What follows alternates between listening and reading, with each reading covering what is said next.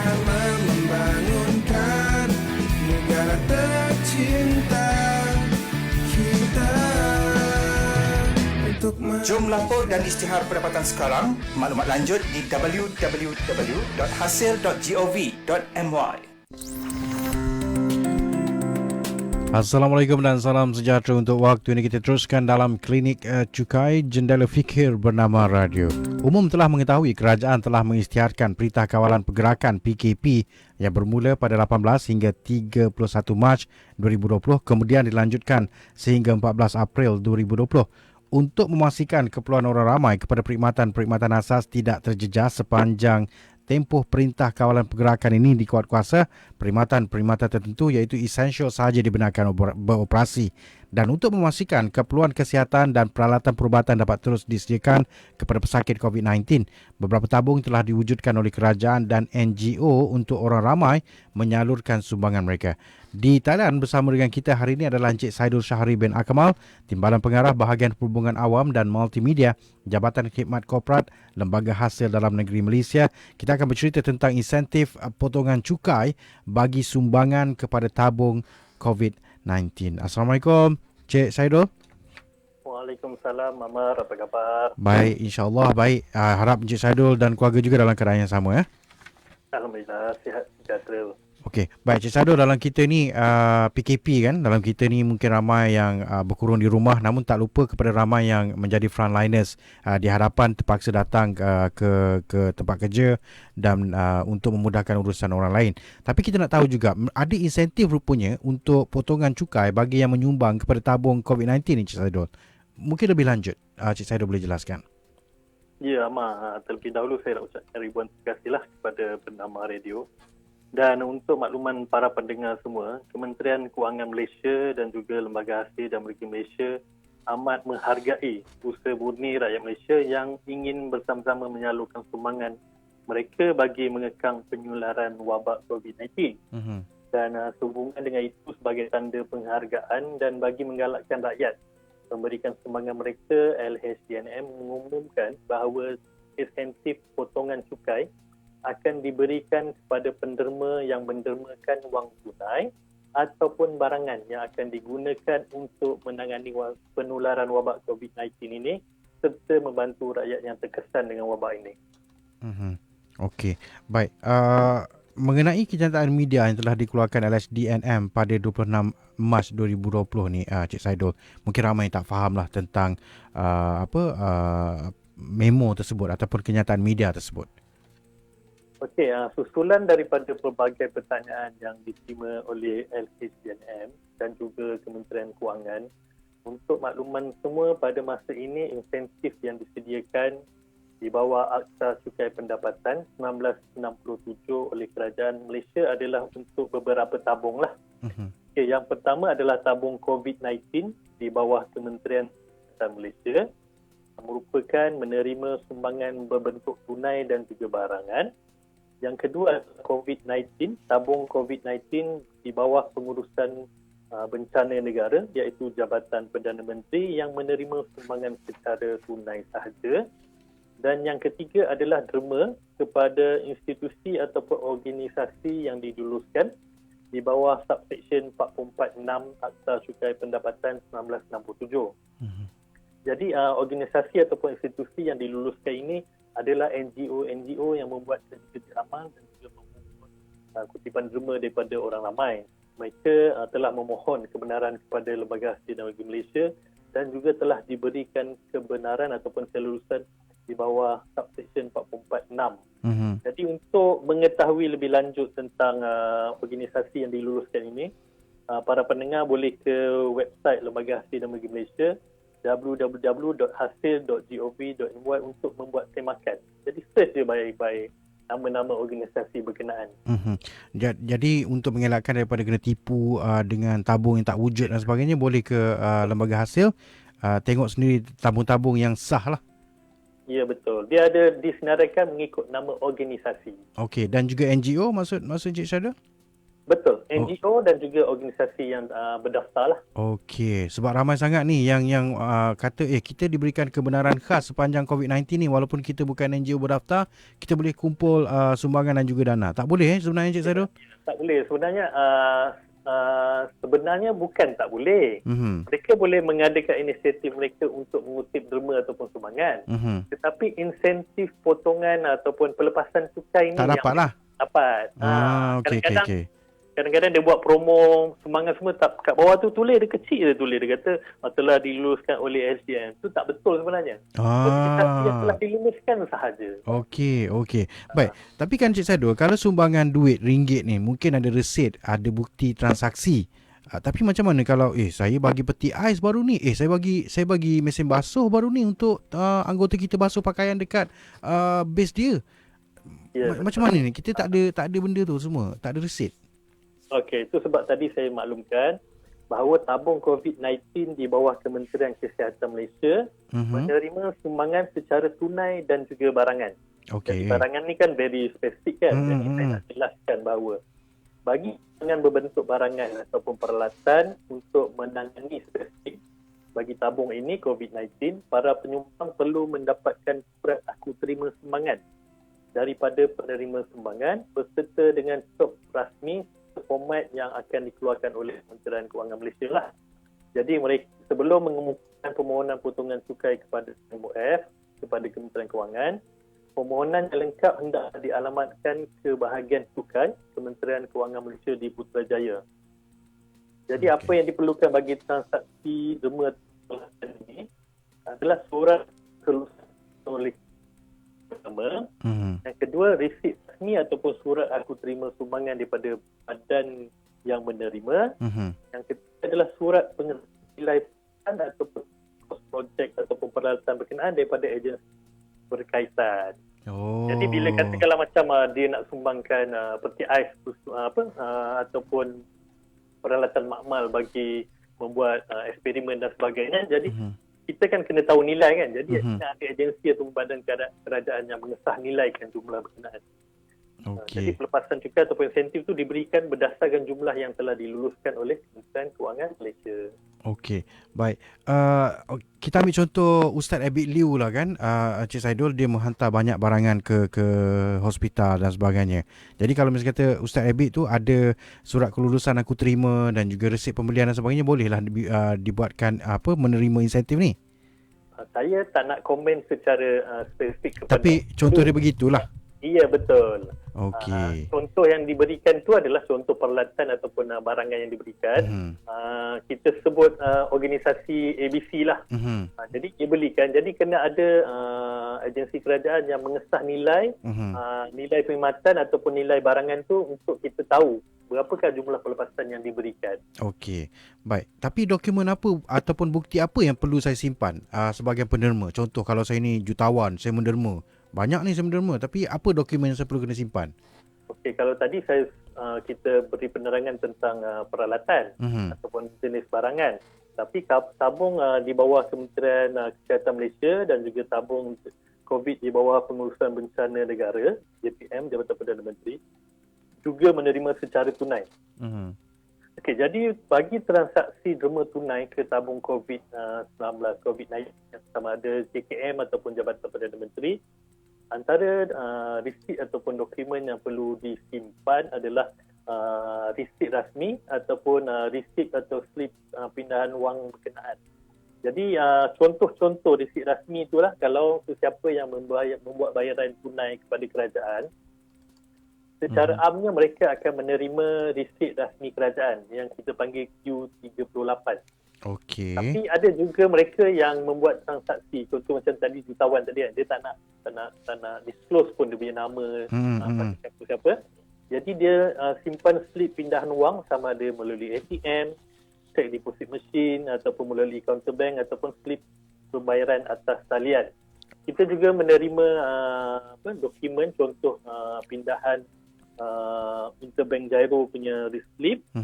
Dan juga slip untuk rentas ataupun telegraphic transfer.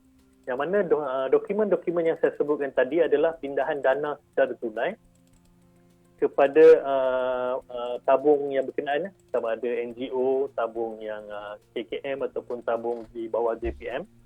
Mereka membuat pindahan dana secara tunai, sama ada online ataupun offline.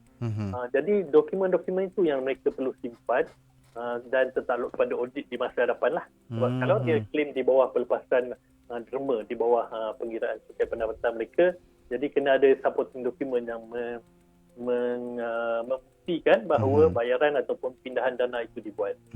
Untuk sebarang transaksi sajalah, simpan jelah apa yang perlu, ya tak? Ya. Okey. Ya. Baik. Sebagai bukti untuk kita cross check lah. Baik, ini pula mengenai e-filing. Saya dah isi tau Cik Saidul. sebelum PKP lagi. Ini pula mengenai e-filing. Jadi LSDN melanjutkan tempoh kepada orang ramai untuk mengemukakan borang nyata cukai pendapatan BNCP selama 2 bulan ni. Jadi LSDN juga memberikan tempoh sehingga Jun untuk pembayar cukai mengemukakan BNCP ekoran kesulitan lah akibat COVID-19 ni. Bagaimana dengan sambutan setakat ni? Semua buat secara dalam talian ke macam mana? Okey, susulan daripada lanjutan masa ataupun perintah tempoh kawalan pergerakan ini dibuat. Jadi kebanyakan agensi kerajaan menutup kaunter khidmat pelanggan mereka, termasuklah Lembaga Hasil dan Bagi Malaysia. Dan saya tahu Amar sebenarnya dah hantar orang kan? Dah. Rasanya dah dapat refund juga kot? Saya ada kurang RM87. Kena tambah bayar. Itulah dia. Tapi saya tiba-tiba pelik. Kenapa ada kurang? Macam tu. Tapi tak apalah, kita tengok nanti macam mana. Ya, okey. Buat masa ni saya tiada maklumat rasmi lah mengenai sambutan yang kita terima, sebab kalau ikutkan tempoh yang sebenar, dia punya due date adalah 30 bulan April. Jadi Lembaga Hasil bagi pelepasan ataupun bagi lanjutan masa untuk pembayar cukai mengambil masa membuat pengiraan dan juga menghantar borang mereka sehingga 30 bulan Jun. Jadi kita tak naklah dalam tempoh wabak COVID-19 ni jadi pembayar cukai jadi pening kan, nak duduk kat rumah lagi, nak isi borang cukai. Jadi kita bagi sedikit pelepasan masa dan mereka boleh hantar borang mereka bagi BE sehingga 30 bulan Jun 2020. Okey, abang relax dulu macam itulah Yes, kebanyakan komen yang kita terima di media sosial, pembayar cukai semua menyambut baik dan juga mengalu-alukan pengumuman yang dibuat oleh Lembaga Hasil dan Bagi Malaysia ni. Jadi rasa lega sikitlah mereka. Okey, baik Cik Saidul, difahamkan semua premis LSDN akan ditutup sehingga tempoh Perintah Kawalan Pergerakan tamat pada 14 April depan. Macam mana dengan mereka yang pertama kali baru buka e-filing? Apa pembayar kali pertama? Tak dapat berurusan dekat kaunter. Macam mana nak dapat nombor PIN dan sebagainya ni? Ya, saya tahu ada kebanyakan daripada pembayar cukai yang belum berkesempatan untuk ke kaunter Lembaga Hasil dan Bagi Malaysia bagi mendapatkan nombor PIN bagi pembayar cukai yang membuat e-filing kali pertama. Jadi untuk makluman, walaupun kita menutup kaunter Lembaga Hasil dan Bagi Malaysia sehingga tempoh kawalan pergerakan ini pada 14 April 2020, mungkin kalau sambung ataupun tidak kita tertakluk pada keputusan kerajaan. Namun pembayar cukai masih lagi boleh berkomunikasi dengan pegawai hasil KLAN kita. Kita work from home. Okey. Jadi boleh pergi ke laman web kita www.hasil.gov.my. Sama ada mereka boleh memilih melalui hasil live chat ataupun melalui borang maklum malas di portal hasil Lembaga Hasil dan Bagi Malaysia. Masih ada lagi pegawai yang berkhidmat untuk memberikan perkhidmatan yang terbaik kepada pembayar cukai. Jadi jangan risau. Kita pun dah masuk. Operasi sama. Operasi sama. Isnin sampai Jumaat pukul 9 pagi sampai pukul 5 petang. Walaupun dekat rumah, tak? Ya, betul. Okey, baik. Macam mana pula nasihat Cik Saidul lah kepada pembayar cukai memandangkan tempoh pembayaran telah dilanjutkan sampai Jun depan? Kan buat terlupa pula, tahun ni aku tak bayar, relax lah. Masuk Jun, masuk Ogos senyap. Sebab apa lanjutan kononnya? Ya, okey. Saya bagi contoh macam Amar lah kan. Amar hantar borang pada 30 bulan April, sebelum 30 bulan April 2020. Jadi sepatutnya Amar membuat bayaran RM87 tu juga sebelum 30 bulan April 2020. Tapi memandangkan Lembaga Hasil telah memberi sedikit kelonggaran, kita bagi lanjutan masa sehingga 30 bulan Jun 2020. Ini bermakna pembayar cukai ataupun mereka-mereka yang mempunyai masalah dari segi kewangan. Jadi bila kita lanjutkan sampai 30 hari bulan Jun, mereka mempunyai masa untuk membuat penilaian semula kedudukan kewangan mereka dan dalam masa yang sama membuat bayaran yang perlu. Bagi contoh bayaran cukai lah. Jadi kalau due date dia 30 April, kita lanjutkan sama 30 hari bulan Jun sebab tempoh hantar borang pun kita telah lanjutkan sehingga 30 hari bulan Jun 2020. Jadi tak perlu risau sangat. Bantuan kerajaan yang bantuan prihatin tu insya-Allah mereka akan dapat pada hujung bulan April dan juga bulan Mei. Jadi ada masa simpan sikit duit tu untuk kita buat bayaran dan juga bayar cukai demi menyumbang kepada pembangunan negara. Okey, tertarik bila Cik Saidul mengatakan tentang bantuan pakej rancangan ekonomi prihatin rakyat ni. Prihatin kan? Jadi bantuan-bantuan tu ada yang kata tak faham dekat mana, siapa yang akan salurkan, bagaimana dengan database. Boleh tak Cik Saidul beritahu? Ada yang tak berapa nak jelas. Okey, seperti yang telah dibuat pengumuman baru-baru ni, Bantuan Prihatin Nasional iaitu BPN, secara dasarnya dipersetujui oleh Kementerian Kewangan Malaysia untuk dilaksanakan oleh agensi yang dipilih lah, iaitu Lembaga Hasil dan Merigi Malaysia. Dan kita terima banyak sangat pertanyaan dan juga banyak juga panggilan yang kita terima mulai semalam berkaitan dengan bantuan prihatin nasional ni. Dan untuk makluman, buat masa ini pelaksanaannya adalah dilakukan oleh Lembaga Hasil dan Merigi Malaysia dan juga penerimanya sebab yang laksanakan BSH adalah Lembaga Hasil dan Merigi Malaysia. Jadi kita akan menggunakan data yang sama bagi memberikan bantuan ataupun menyalurkan kewangan kepada mereka yang layak dan juga memproses permohonan yang boleh dibuat mulai 1 April 2020. Jadi golongan B40 dan juga M40 yang kita telah dipersetujui oleh Kementerian Kewangan Malaysia dan telah diumumkan oleh Perdana Menteri kita untuk diberi bantuan kepada mereka-mereka yang layak. Jadi kepada mereka-mereka di luar sana boleh kalau penerima BSH dah tak perlu mohon. Kalau selain daripada penerima BSH iaitu golongan M40 ada yang perlu mohon dan juga ada yang perlu kita proses data mereka secara automatik kerana mereka adalah berdaftar sebagai pembayar cukai Lembaga Hasil dan Merigi Malaysia. Maksudnya database sebagai pembayar cukai tu dah ada lah. Dah ada. Takut apa nanti Cik Saidul, ramai pula yang telefon. Saya wakil daripada LSDN. Encik boleh tak klik link yang saya akan hantar, tolong isi borang kat sini, tahu-tahu duit dalam bank hilang pula. Ya, saya sebenarnya perkara scammers ni kita telah terima banyak aduan sama ada daripada pihak polis ataupun pembayar cukai melalui media sosial ataupun email yang kita terima. Dan untuk makluman semua, kita tidak sama sekali meminta maklumat peribadi melalui nombor telefon ataupun email yang mana perlu klik link, perlu isi nombor akaun, perlu isi TAC number. Jadi saya ingatkan pembayar cukai di luar sana jangan sesekali lah berkongsikan maklumat peribadi diri kewangan ni dengan sama ada pemanggil melalui telefon ataupun melalui email. Ada je orang yang nak ambil kesempatan sekarang. Bukan ada aja, dah ada dah Cik Saidul. Dah ada, betul. Dah ada. Orang kita ni cepat betul. Kadang-kadang bukan orang kita pun. Jadi tanggungjawab bernama radio lah. InsyaAllah. Sama-samalah kita membantu kerajaan melaksanakan dasar-dasar kerajaan dan juga menjaga keselamatan masyarakat. LSDN ada tugasannya, bernama radio ada tugasannya sebagai agensi kerajaan juga. Baik. Semua kita memainkan peranan masing-masing. InsyaAllah. Kita semua adalah frontliner. Baik. Pesanan Cik Saidul lah kepada pendengar kita yang okey, LSDN tangguhkan juga bagus, tapi ramai yang mungkin tak berapa nak dengar nasihat tentang semakan kesahihan perkara dan sebagainya. Pesanan Cik Saidul.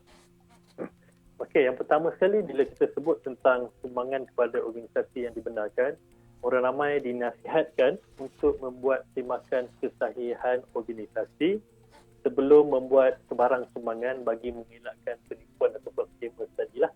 Jadi maklumat lanjut berkaitan institusi ataupun organisasi yang diberikan kelulusan di bawah subsection 446 boleh didapati di portal Lembaga Hasil dan Merigi Malaysia seperti yang saya maklumkan sebentar tadi, www.hasil.gov.my, dan juga sebarang pertanyaan lanjut ataupun maklum balas boleh ke portal Hasil yang mana kita ada Hasil Live Chat. Kita juga ada borang maklum balas di portal rasmi Lembaga Hasil dan Merigi Malaysia Dan kita juga ada media sosial rasmi Lembaga Hasil dan Indonesia, iaitu bagi Facebook LHDNM, bagi Twitter adalah LHDNM Official. Jadi di kesempatan ini saya mengucapkan ribuan terima kasihlah kepada Bernama Radio dan juga kepada orang ramai yang telah turut menyumbang kepada tabung-tabung yang berkenaan dan juga menjadi pembayar cukai yang menyumbang kepada pembangunan negara. Kita wira negara.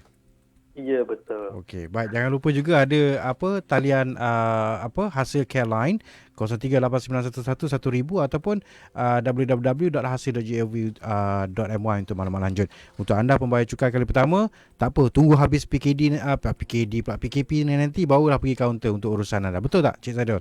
Jangan risau sangat, kita dah bagi sedikit lanjutan masa tu. Tak apa, yang ini Yang paling penting Amar, just stay at home.